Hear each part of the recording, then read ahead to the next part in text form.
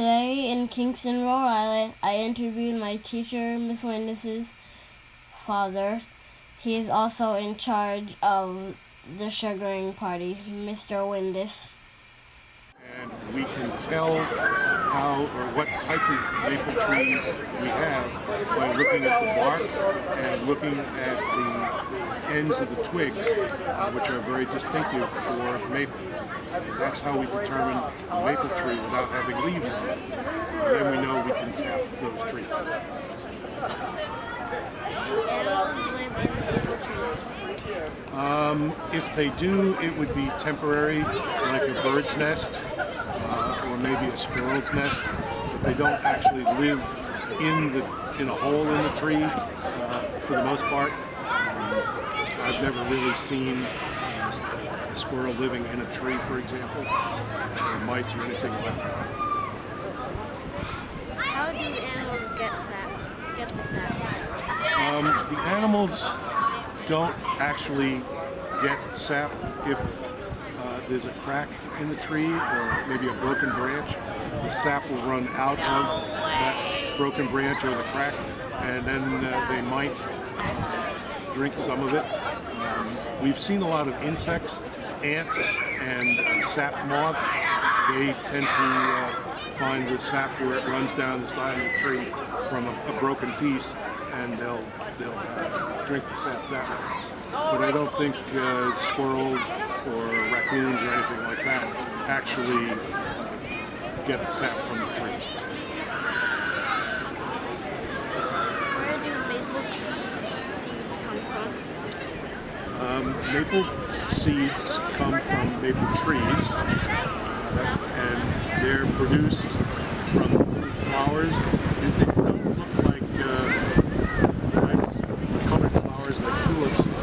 They're little green, nondescript flowers, and they're wind-pollinated, and it produces seed, and then over time they grow into a little winged seed pod, and there are usually 2 seeds per set of wings, and when they're ripe, they come off the tree and they flutter down to the ground, and some of them germinate and some of them don't. Does sap freeze in the winter? Yes, it does. When it gets below 32 degrees, the sap will freeze. If it's a short time below freezing, it may not freeze in the middle of the tree. It may only freeze at the surface. But if it's really cold, like back in early January, we had all that cold weather, it will freeze in the tree.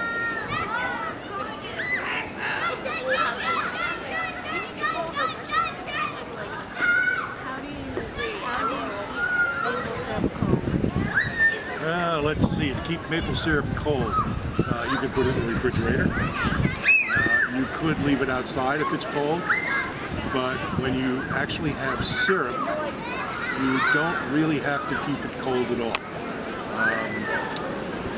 We do something called hot packing, where we take the syrup up to 200 degrees and put it into a plastic jug, and that sterilizes the plastic jug.